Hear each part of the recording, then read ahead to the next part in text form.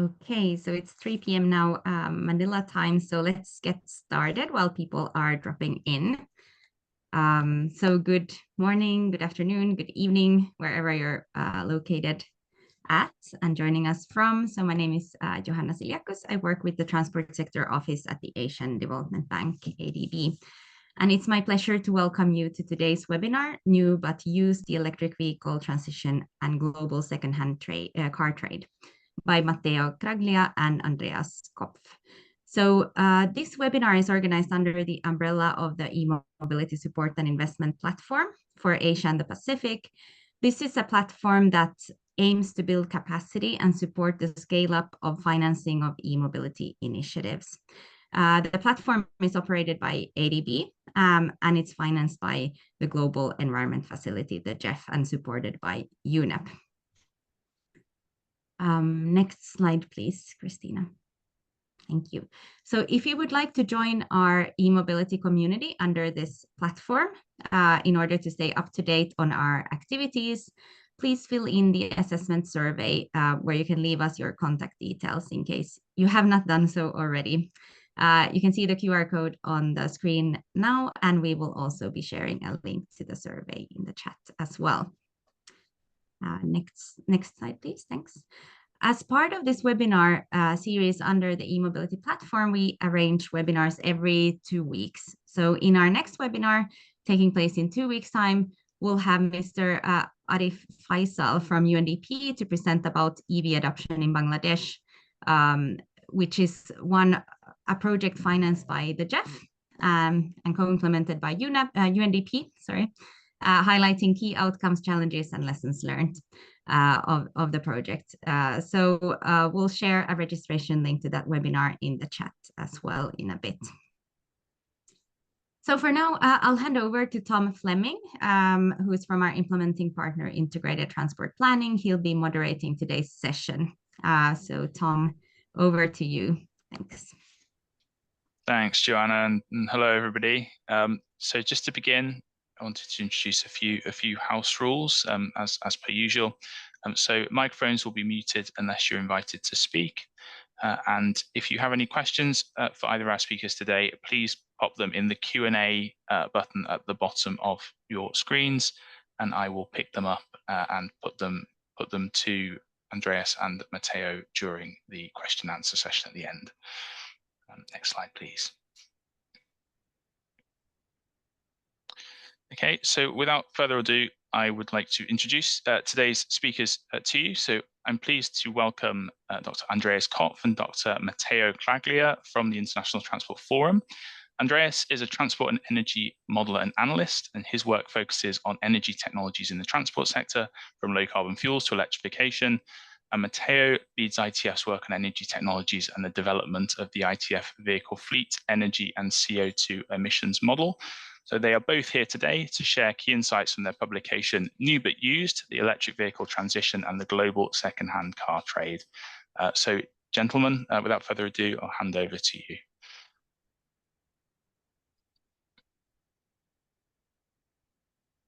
Thank you very much for the kind introductions, and thank you for having us and inviting us to speak today.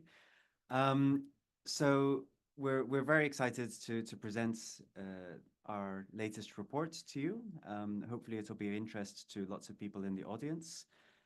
This report was launched relatively recently, actually at the last COP, and we're continuing to work on it. And it focused in particular on the global trade in secondhand vehicles, currently what is happening within that trade, and how might it change in future, in particular with the adoption of electric vehicles.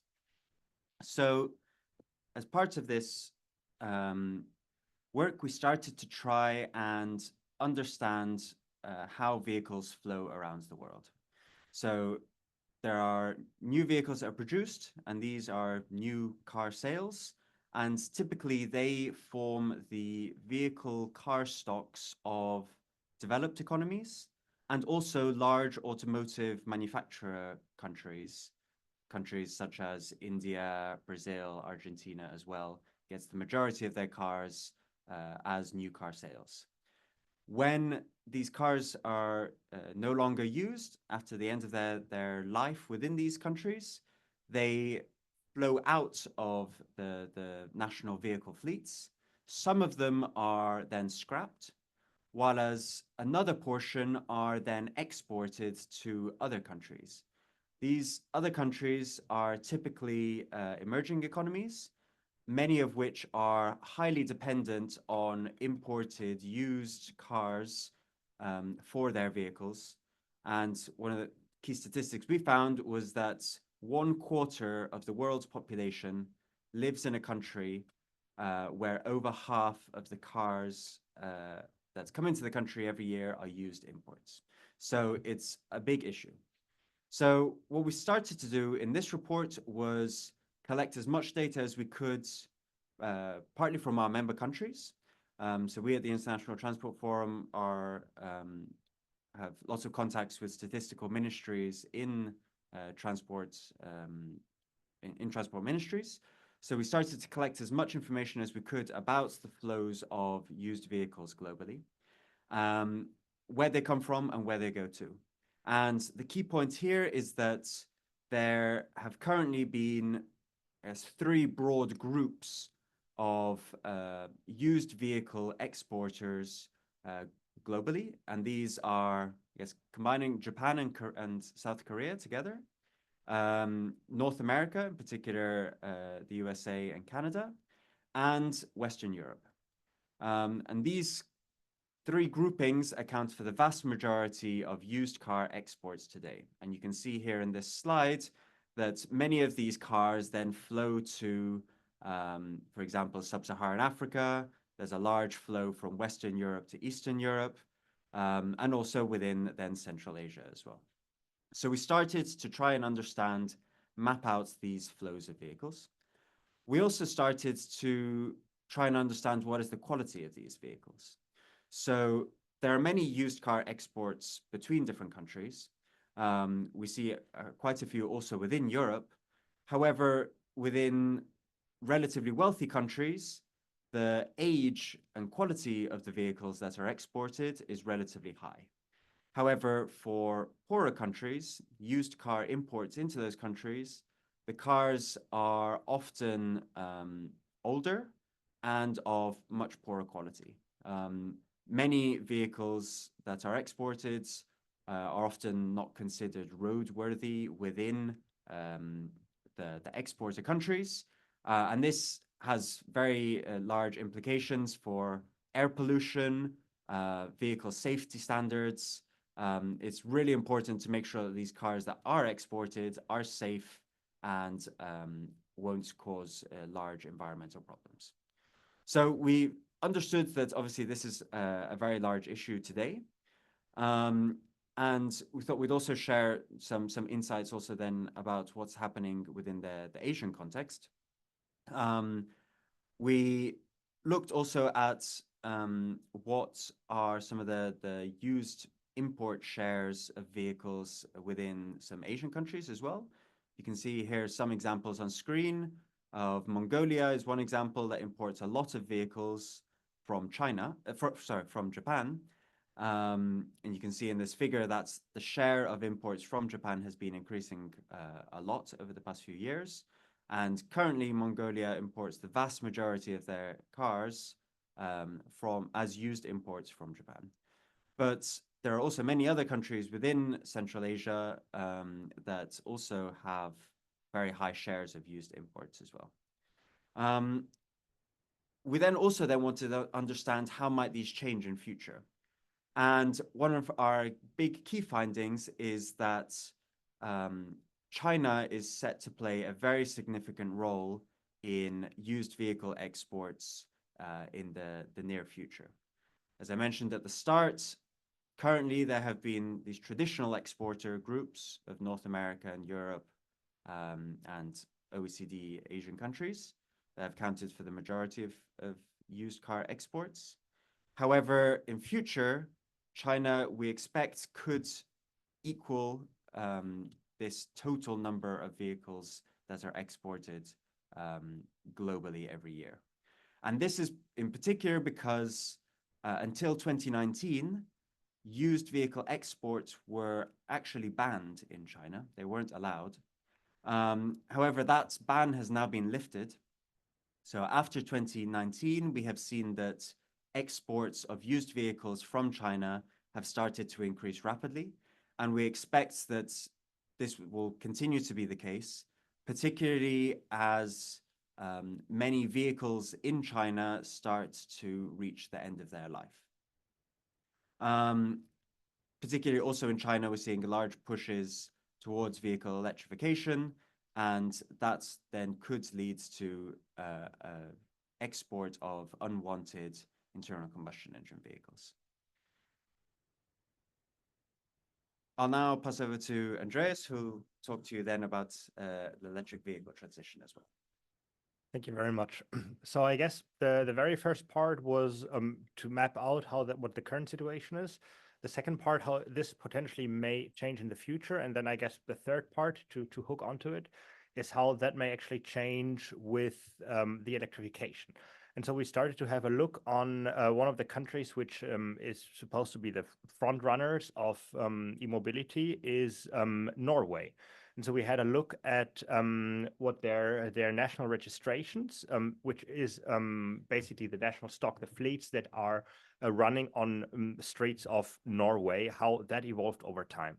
And so we can see, starting from 1919, this is colored by powertrain. So yellow and purple or red, whatever it is, has accounted for the largest share of the new registrations in Norway until, let's say, 2010. And then 2010, this is what you can see in green and in blue. This is when hybrid and electric vehicles like significantly started to be taken up or to be adopted in the vehicle fleet. And so again, so these are the new registrations which would be newly registered in Norway by, I don't know if you can see the pointer, by in the shading, if it's a used import or if it's a new sale. So for example, in 2022, the majority is new EVs, and there are a little share of, which we can see on the top, is of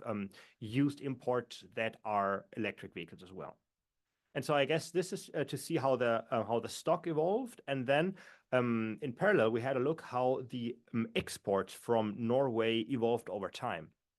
And so we can see that they were between 1990 and approximately 2010. They were mostly constant, and then in 2010 is when EV adoption started to really kick in the new registrations. Is that since then, we've seen like a big increase above historical rates of exports of conventional combustion cars, particularly diesel cars, which is here shaded, which is here in shown in purple.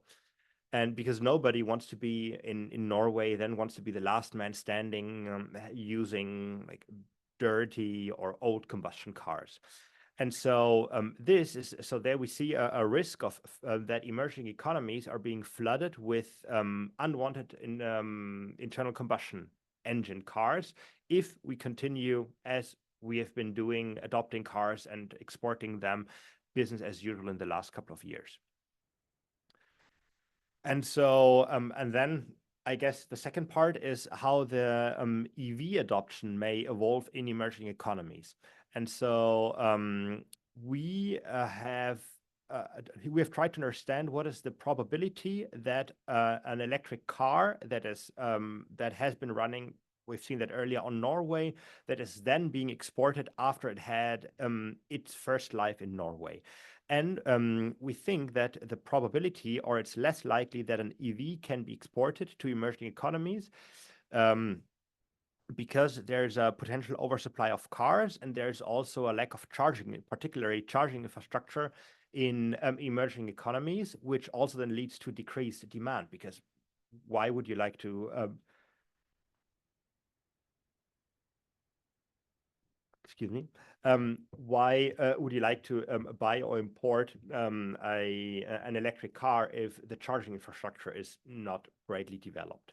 And then secondly, there may be an unwillingness to export cars from developed economies because they would like to hold on to like the entire value chain of their critical or the value chain of their critical minerals, which because there can also be alternative uses for these batteries. So not only so use them, recycle or use them in applications for like second life applications. So you could take the battery out and use it in grid flexibility storage, or you could recycle them, which is then maintain control over the value chain of critical minerals. And so I guess as an example, we have forecasted the stock in sub-Saharan Africa from until 2020. So where you can see on the y-axis is the vehicle stock in a million vehicles, how that evolves between now and 2050, colored by powertrain and if these cars are imported. Or local, which are then new sales. And so we can see that the large majority, which is the light blue, is internal combustion vehicles, which are imported mostly from developed economies, what we've seen very earlier. And so, and here we assumed that the probability that an EV is exported is 5 times lower than a conventional car. But way more is possible here. And even if we would assume, or even if an electric vehicle would be exported as the same likelihood as an internal combustion engine has been exported in the past, even in this case, so and then what we see here in 2050 is let's say the electrification rate of the stock is approximately 10%, let's say approximately 10%. And even if an EV would be equally likely exported to emerging economies, even then we would only see an electrification rate of approximately 40%, so below 50% until 2050. So it's going to be, so I guess being targeting net zero in 2050 is a global issue. And so we need to make sure that also emerging economies have the opportunity to decarbonize their fleet and to adopt electric vehicles. And this is why we consider it is really, really important that developed economies, they avoid hampering, they should not stop the export of used electric vehicles, but they should inversely, they should support the export and make sure that emerging economies, they start their learning curve on electromobility as well. They are able to develop charging infrastructure and have the learning of e-mobility. And so I guess, and something which we think is also important to flag. So we've collected, Matteo mentioned that earlier, we have collected a large number of different databases from international trade statistics, from transport ministries, from trade ministries. And we've found quite a few inconsistencies between different data sets. And so we've seen that export data are systematically underreported throughout many different databases. And so we suggest that we should have better traceability of these cars, which would then enable us to have like more robust forecasts, because then we actually know what is happening today, which we know according to the data, but we know also that there are certainly some flaws in the data. And so we've shown, what we're showing here is just an example of these three countries. So I guess for Hungary, in green is that all that is the data that the importer data is that the country of Hungary is declaring, which is 150,000 cars in, I think that was 2020. And then we compared that to all cars from all other exporting countries. And we know the majority is Western Europe. There may be some from North America and Canada. We've added these all up, and we've seen that this is not even a third, or approximately a third, and of accumulating all exporting data together. And so we assume that, and this happens as well for Morocco and Romania, as we can see, at a more or less severe degree. And again, highlighting that export data from exporting countries may be systematically underreported. So we suggest that these trade databases and all that should traverse long-term to digital databases, and also make sure that these databases are the use of these databases are properly enforced. And we have made all these data that we have collected throughout this this project. We have made all this data publicly available, which we have launched now in May at our summit, because we would like to encourage other research groups to continue to work on this problem, on this issue, on this challenge. And we thought we'd provide as much data as possible, be as transparent as possible, also to enable other people who have questions on different databases and to look into this database and see then which database has potential flaws compared to others. And so just a couple of examples that we see here is, so you can see the similar Sankey graph, a Sankey diagram that we've shown earlier, which splits all exporting countries by region to importing countries.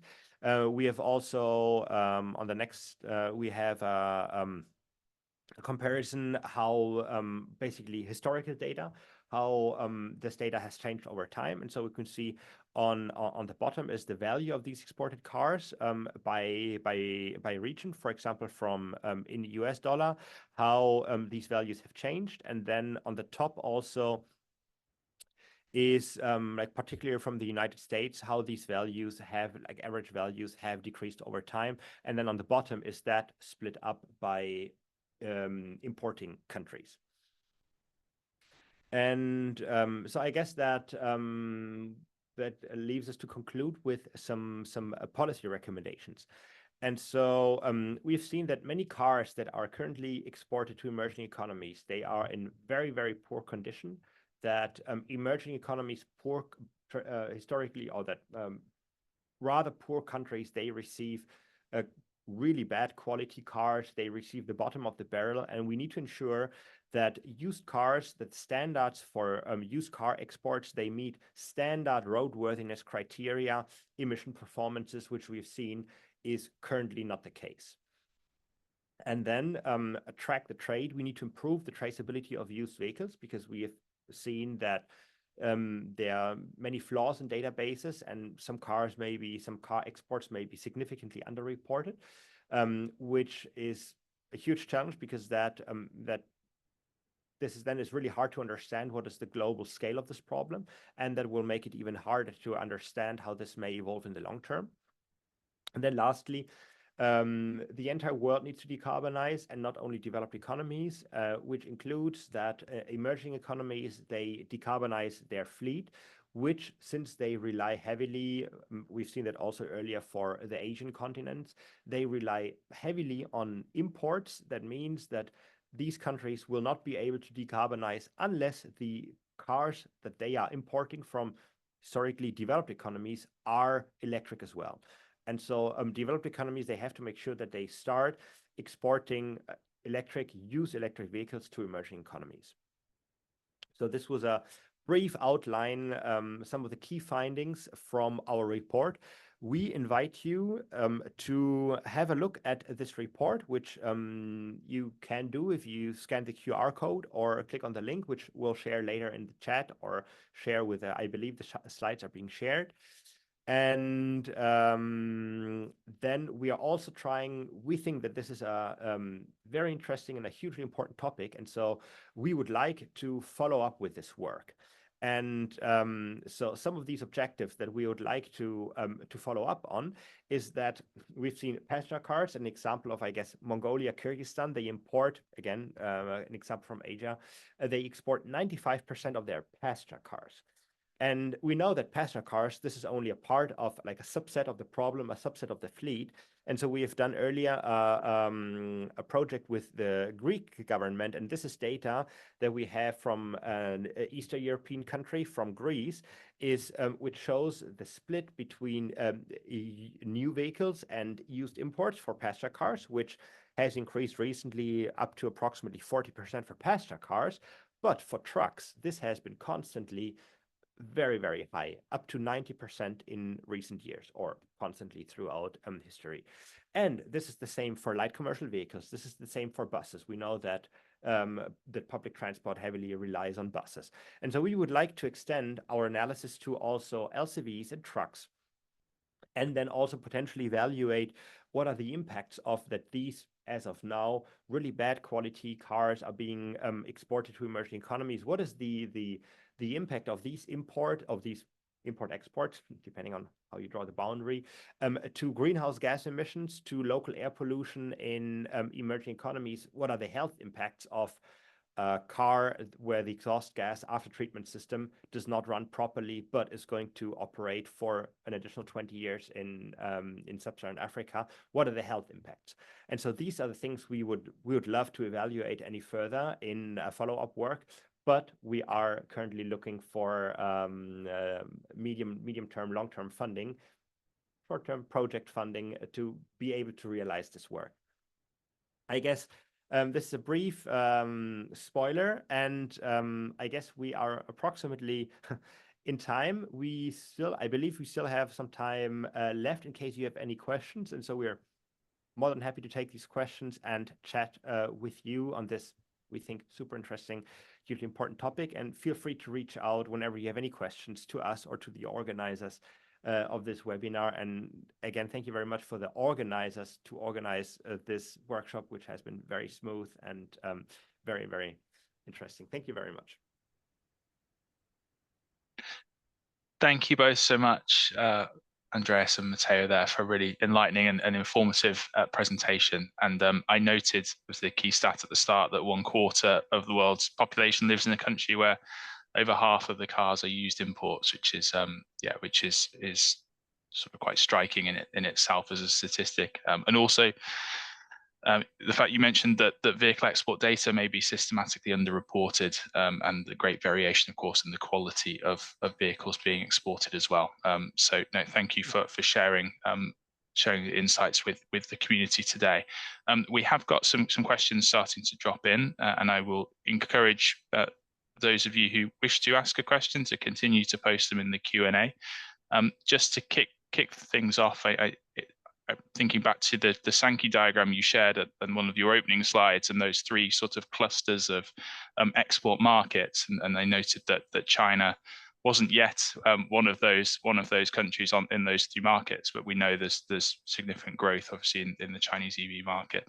Where does China export its vehicles to currently, and do you see that changing over time as they grow?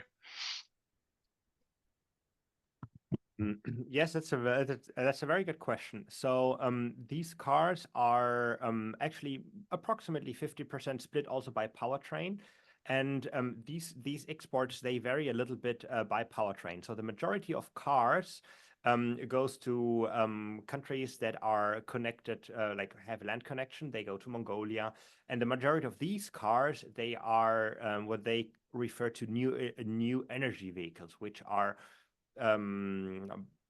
plug-in electric vehicles and electric vehicles, and that these cars go primarily to landlocked countries such as Mongolia, because that has been the case in the past, that shipping companies, they actually refuse to handle used electric cars for liability issues on the shipping transport, on the transport.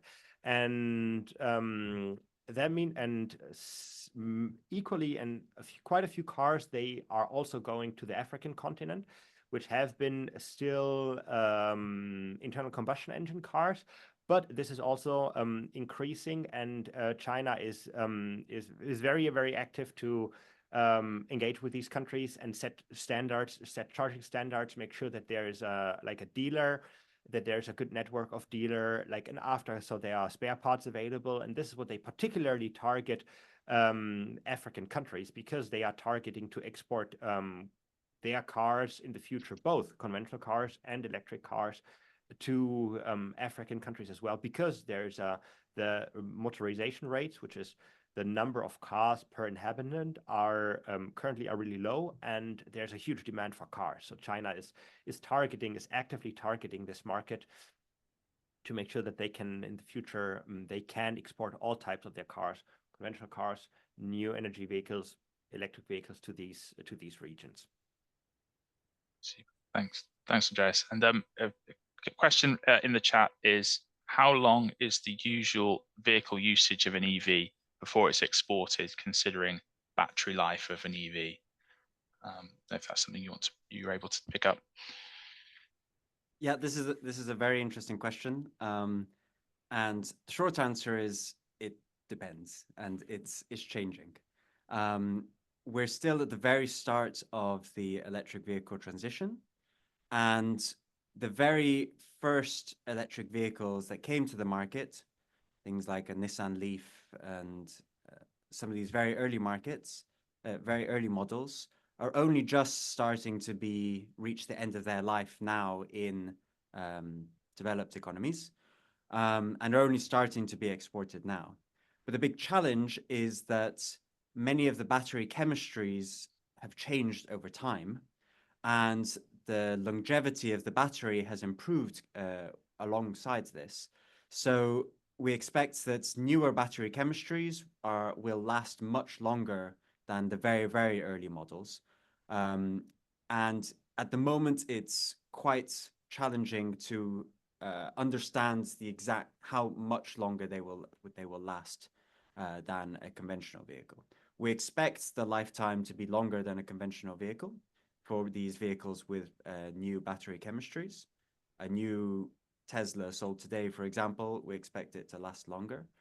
However, we still need to wait for these new battery chemistries, these new vehicles, to reach their end of life.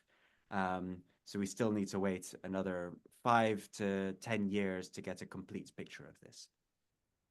And probably just something to add. So preliminary data that is available on because you particularly referred to the battery itself as a key component, which is true, is that battery degradation is based on preliminary data from geo-tracking of these cars is lower than it has been expected, and is approximately between 1.4 1.8% in average per year, which means that if you use your car for 10 years, you still have, in worst case, 1.8, and 10 years, you'd still have, you'd only lose 18%. So that means you'd have 82% left of your battery state of health you'd have left after 10 years.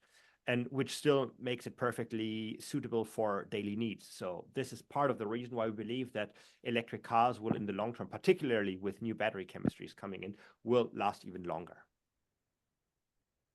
Super, really interesting. And so another question, I think 2 questions rolled into one here. I think from Angel or Angel, forgive my pronunciation. So if I understood correctly, you are in favor of exporting used EVs to developing countries. However, you see 2 big challenges here. One, the conditions of the battery can be certified in a used vehicle. How can the conditions of battery be certified in a used vehicle? A car battery may have 8-year lifetime. And point 2, developing country will need to deal with the management of these EV batteries at their end of life, and many of them, are struggling with that, and face sort of environmental challenges related to that. How would you address these 2 challenges? This is a great question as well. So for the reasons we mentioned, decarbonization is a global problem. All vehicle fleets globally need to, if possible, electrify to be able to decarbonize. And so we need to try and make sure that emerging economies have opportunities to adopt electric vehicles, both new, but also more affordable used imports as well. So in general, yes, we are in favor of exporting electric vehicles, not stopping them at the border completely, to give emerging economies the opportunity to electrify. How they deal with the end-of-life battery, this is definitely a hot topic, and it will require help, finance from developed economies, potentially also multinational development banks, to help emerging economies deal with the end-of-life battery. One advantage is that we expect the battery at its end of life to still have some value, monetary value, because of the materials that are in it. So there's likely, well, there is already a market for recycling end-of-life batteries. The vast majority of end-of-life electric vehicle batteries are recycled at the moment. There will be some challenges is setting up the treatment facilities. Our suspicions are that the initial treatment of the battery, so in particular its collection and turning into black mass, yes, shredding is the word I was looking for. These batteries get shredded up into a product that is called black mass. This we have a suspicion will happen within emerging economies, and then potentially that could then be exported to other countries who could then do, I guess, the more complicated treatment. However, obviously there are also opportunities, industrial and job opportunities, if emerging economies can take on these other parts of the supply chain as well and do those themselves. And just to link that back to our report, we know that recycling companies, they are starting to think about where to locate themselves, which is most logical that they will locate themselves where they expect the largest then outflow, where these cars, the second-hand cars, will then retire, which means again, to link it back to the report, if we increase the data quality and we know better in the future how these cars will end up, this could potentially help recycling facilities to know where to locate themselves, which probably is going to be somewhere close to ports, but particularly in these countries where they expect that there are the most electric cars are going to retire in the next coming years. Thanks, both. Some excellent questions there so far, and answers to boot. So further question, would you recommend the requirement to replace the EV battery before shipment to prevent the flooding of end-of-life batteries to developing countries that cannot recycle them? I wouldn't necessarily require it. I think what's important is ensuring that vehicles that are exported are roadworthy, are of good quality, are not already basically scrap, as often happens already today with conventional vehicles. They need to be roadworthy and have a good amount of life left in them. And as we mentioned before, given that we expect EVs to last longer than conventional vehicles, it may well already happen naturally that electric vehicles, when they are exported, if we can ensure that they are roadworthy, they are safe, they will still have a good amount of life left in them with that battery to then continue and be used within an importer country. So I wouldn't necessarily put a requirement for it to be new. I would put perhaps a requirement on the state of health of the battery, the state of charge, state of health, sorry, to make sure that these vehicles are roadworthy and still can be used in future. Super, thank you. And another question that links back to the first question, or the first answer you provided. So since you predicted that China would play a big role in the future, have you looked at the quality of used vehicles from China to other countries currently? And I guess as an extension, how does that compare with existing export markets? This is an excellent question, which is actually key. Yes, we have indeed had a look on the quality of these cars, and we have seen that the quality of these cars is significantly higher than the cars that are currently exported from the other traditional exporters.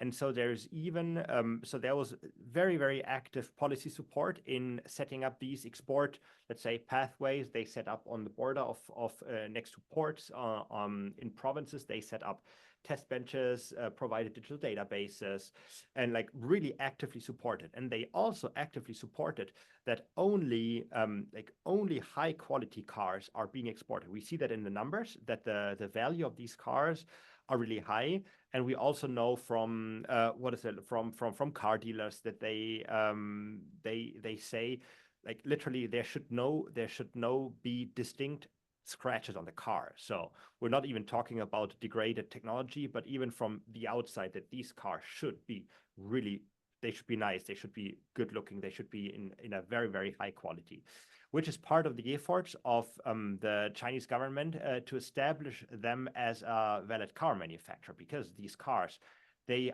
are now in terms of they are very, very high quality.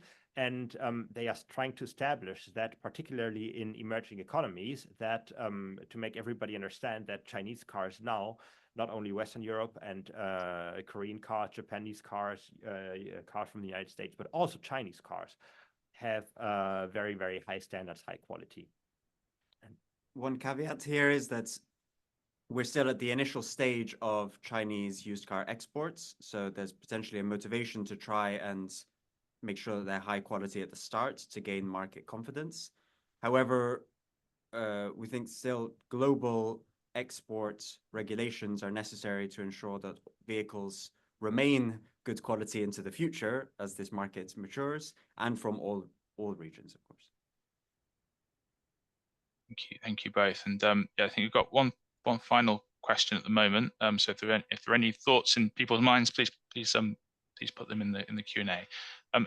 You may have touched on this sort of slightly already, but are you aware of the sort of emerging economies taking actions today to avoid sort of poor quality used car imports? I know there's a clear need for them to do so in the future, but are you aware of actions taking place today?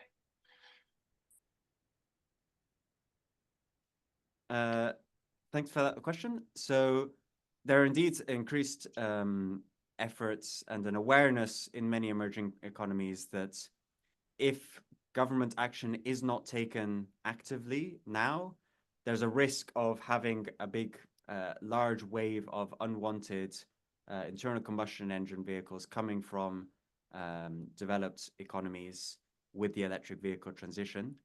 Also, to ensure that electric vehicle scrap is also not necessarily coming their way. So a number of countries have started to put in place regulations on the import of vehicles.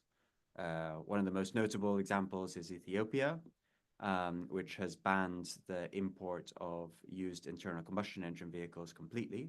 But a number of other countries have put in place regulations on the air quality standards of imports.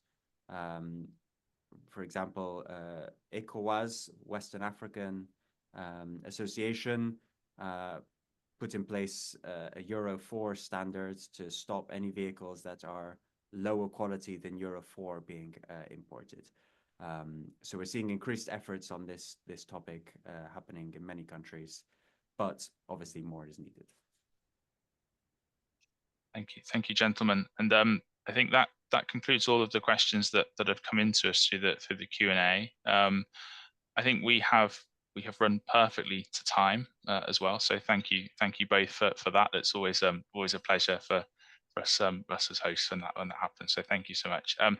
So I think all that's left is to thank you both for taking the time to come and to present your research and your work to us today. I think there's been some really good and engaging questions from the audience, which I think demonstrates the value of doing so. We will share a recording with all registered participants as soon as it's ready, so you can expect that in your inboxes sometime soon. And we'd like to also invite you to the next webinar, which is 2 weeks from now, same time, same place, which will be a case study on enabling electric vehicle adoption in Bangladesh by Mr. Arif Faisal on the 9th of October. So thank you all for joining. Thank you for your participation, your questions, and to Andreas and Matteo for the presentation. And we look forward to seeing you next time. And thank you so much. Thank you very much. Thank you.